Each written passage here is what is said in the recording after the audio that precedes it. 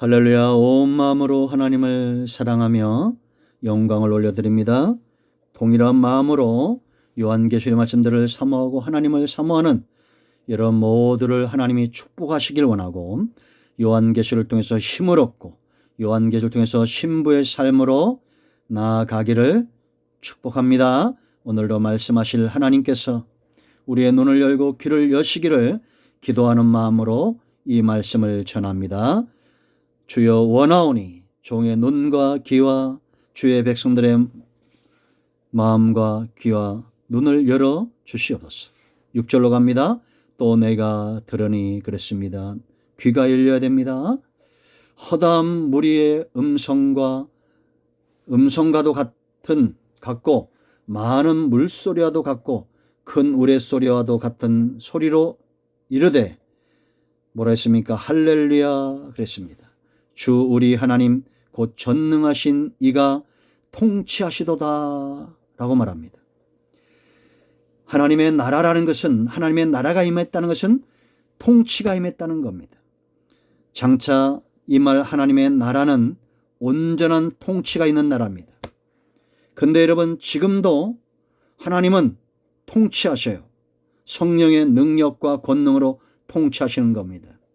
근데 왜 아직 임하지 않은 그 하나님의 나라처럼 온전하지 못하냐? 구원의 수가 돌아와야 되기 때문입니다. 사단에게 매여 있는 자들, 믿음이 연약한 자들, 믿음이 큰 자들, 다양한 자들이 있죠. 그 모든 자들을 세밀하게 하나님이 다스리신다, 통치하신다라는 겁니다. 그러면 성도의 삶은 이미 임한 이 땅에서 하나님의 통치를 기뻐하는 삶을 살아야 됩니다. 여러분, 야곱으로 살지 말고 이스라엘로 사십시오.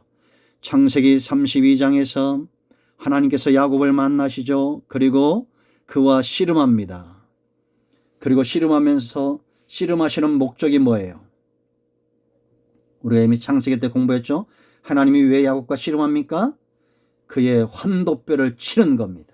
그가 의지하는 것을 치는 거예요. 그가 의지하는 것이 부러져야, 거꾸러져야 하나님의 통치가 임하는 이스라엘로 살고, 이스라엘로 사는 사람의 입에서는 어떤 고백이 나옵니까? 분이엘, 내가 하나님의 얼굴을 보았다라는 겁니다. 지금도 여러분이 하나님을 의지하지 않고 다른 것들을 의지하고 산다면 하나님은 여러분들을 자기 백성 삼고 통치하기 위해서 그 환도뼈를 칠 겁니다. 그것이 물질이라면 그것을 칠 것이고, 그것이 명예라면, 권력이라면, 자식이라면, 부부의 관계라면 그 어떤 것인지 칠 거예요. 그래야 그 가정이 살고 막혀있던 물질이 열려지고 막혀있던 영적인 축복들이 열려질 겁니다. 하나님의 통치를 받을 때 야곱에게서 12아들이 제자지를 찾는 겁니다. 야곱이 정신을 못 차리고 환도뼈가 부러지지 않고, 부러진 이후에도 베델로 올라가지 않고 33장부터 창세기 3장부터 34장 35장을 잘 주목해 보세요. 여전히 환도뼈가 부러졌음에도 하나님 아닌 에서를 두려워하고 주변 고을들을 두려워할 때 그 가정이 어떻게 됩니까? 그러나 35장에서 그가 이제 하나님을 두려워하고 베델로 올라갈 때 35장 5절에서 주변 고을들이 그를 두려워하기 시작합니다. 그에게서 12아들들이 자리를 잡고 민족이 나오고 요셉, 사분합 바네아, 생명의 부양자, 기근을 몰아내는, 기근에 대응하는 그런 생명의 부양자가 나온다라는 것입니다. 지금도 하나님은 저와 여러분을 통치하시기 원합니다. 그럼 통치를 받는 자들은 어떤 자들입니까? 자, 거기 보세요. 할렐루야. 하나님을 인정한다는 거죠. 하나님께 영광을 돌린다는 거죠. 무엇으로? 주로. 하나님을 주인으로 인정치 않는 사람은 통치를 받지 않습니다. 통치를 받지 않는 사람들은 삶 가운데 문제가 생기고 삶 가운데 축복이 막힐 수밖에 없어요. 여러분의 주인은 누굽니까? 마음을 차지하고 있는 존재. 진단하십시오. 깨달으십시오. 그리고 예수 그리스도 외에는 내게 주가 없다고 말하십시오. 그 사람이 하나님의 통치를 받는 자입니다. 그분이 할렐루야 하나님이 주시는 축복과 은혜 가운데 하나님을 찬양하게 돼 있어요. 나라가 임했다는 것은 주권이 바뀌었다는 겁니다. 사탄은 우리를 두렵게 할 수 없습니다. 이스라엘이 광야에서 어려움을 겪는 이유가 뭡니까? 바로가 홍해에서 죽었음에도 불구하고 아직도 자신들의 주인이라고 착각을 하고 고기 달라 가끔씩 던져줬던, 그들을 노예 삼으려고 고기와 부추와 마늘을 던져줬던 그 바로에게 속해서 아직도 헤어나오질 못합니다. 세상도 우리를 가끔은 이렇게 할 수 있습니다. 가끔씩 돈도 던져두고 명예도 권력도 가끔씩 우리에게 줄 수 있어요. 그러나 그것은 영원하지 않습니까? 영원하지 않습니다. 주인, 양은 목자의 음성을 합니다. 그런 것처럼 여러분들이 날마다 주의 음성을 사모하고 말씀을 사모한다면 하나님의 음성이 들릴 때가 올 것입니다. 그때서야 비로소 여러분의 주종관계가 성립이 될 겁니다. 오늘부터 여러분 연습해 보십시오. 주야로 말씀을 묵상하십시오. 때를 따라 돕는 은혜를 얻기 위하여 담대히 하나님께 나가 지성소 나가 기도하십시오. 엎드리십시오. 성경 말씀을 매일 묵상하고 이 전해주는 계시록의 말씀을 하루 종일 묵상하고 이걸 누구에게 전해보십시오. 시간 날 때마다. 어느 순간 예수님이 여러분의 주인으로 자리매김할 겁니다. 하나님이 여러분의 주인으로 자리매김할 거예요. 하나님이 내 주인이 아닌데 어떻게 통치를 받겠습니까? 두 번째, 누가 통치를 받습니까? 우리 하나님 그랬습니다. 하나님 외에는 신이 없다는 거예요. 오직 한 분, 하나의 신 하나님. 저는 한글이 참 좋습니다. 여호와란 이 하나님, 여호와란 이 단어가 하나님으로 이렇게 우리에게 해석이 되잖아요. 여러분, 하나님께서 모세를 부르시고 그에게 주신 것이 뭐라고 그랬어요?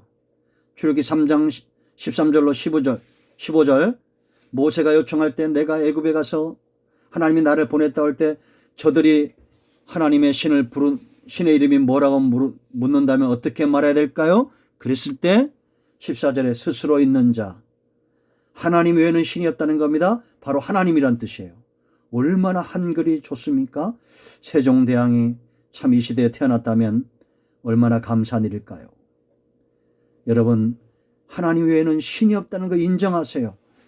이걸 믿는 자가 복음을 접한 것이고 그를 통해서 세상이 여호와를 보게 될 것입니다. 하나님을 접하게 될 것이에요. 하나님의 통치가 임하게 될 것입니다. 여러분이 가는 곳마다 나는 하나님 외에는 섬기지 않습니다. 나와 내 집은 오직 여호와를 섬길 것입니다.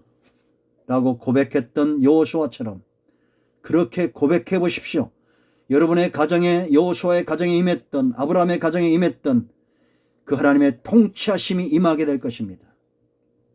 자식에게 아버지가 되고 엄마가 돼서 하나님의 통치가 임하고 있다는 것을 보여주지 못한다면 과연 그 자식이 하나님의 통치를 경험할까요?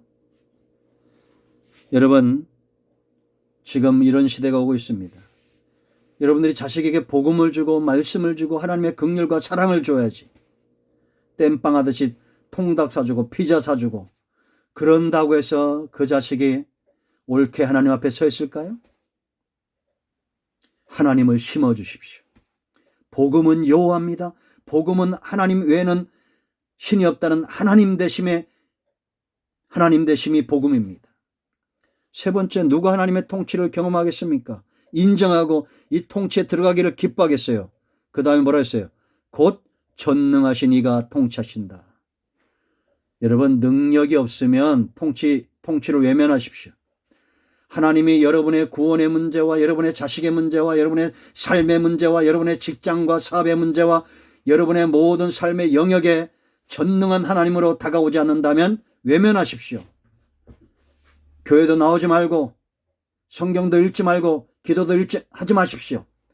그러나 하나님이 전능하신 분이라면 여러분의 흑암을 몰아내고 하나님은 기묘자가 되시고 모사가 되시고 전능하신 아버지고 영전하신 아버지라면 정세와 건세가 어린 양 되신 예수님에게 있다면 통치를 기뻐하십시오. 두 손 들어 하나님 앞에 항복하십시오. 전쟁은 여호와께 속했습니다. 여러분들은 여호와께 속했습니다. 하나님이 일하실 것입니다. 하나님의 통치 있는 곳에 축복이 임하는 것입니다. 아멘 하십시오. 할렐루야 하십시오. 기도하겠습니다. 오늘도 반드시 응답하실 하나님을 찬양합니다.